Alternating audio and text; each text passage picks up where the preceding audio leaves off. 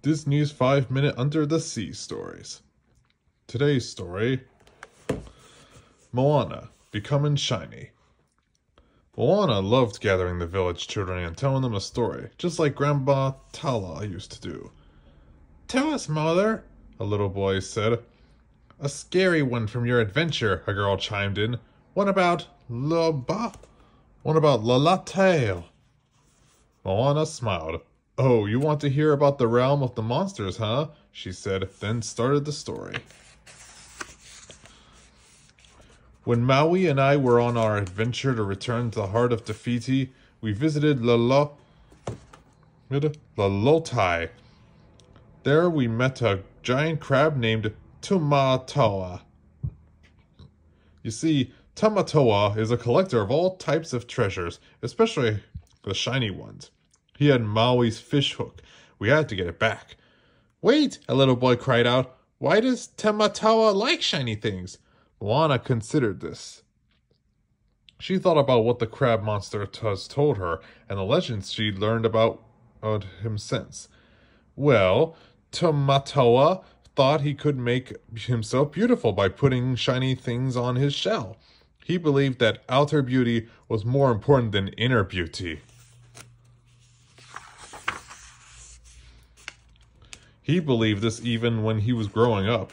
Monsters like Tamatoa liked to hear scary stories too, but their stories were always about Maui. He's defeated so many monsters that a lot of them were afraid of him. And everyone knew two things about the demigod: that he had a powerful fish hook and that he was covered in magical tattoos. Maui inspired little Tamatoa. He wanted to be feared by everyone, too, including the demigod. But to be the most amazing monster in all of Lautai, he needed something to set him apart. "What I need," Tamatoa told himself, "is a look." So Tamatoa went about finding one, tried covering himself with rocks, kelp, and even prickly urchins, but nothing had worked. Until, Moana continued, one fateful day, something sparkly fell from the ocean above.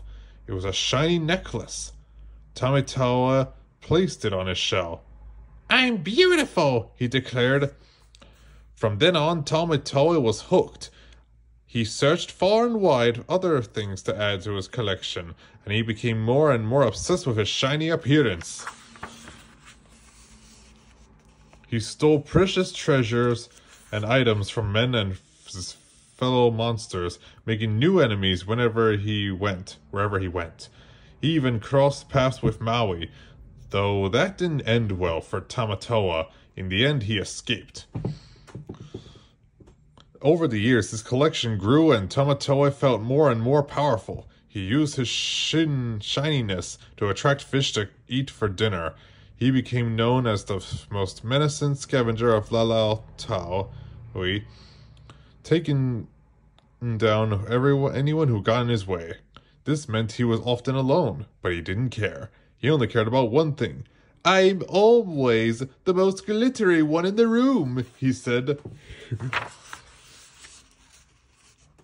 And when he found Maui's fish hook, which Maui had lost in the sea after his exile, Tamatoa decided to make him the most amazing, most crabulous monster there ever was.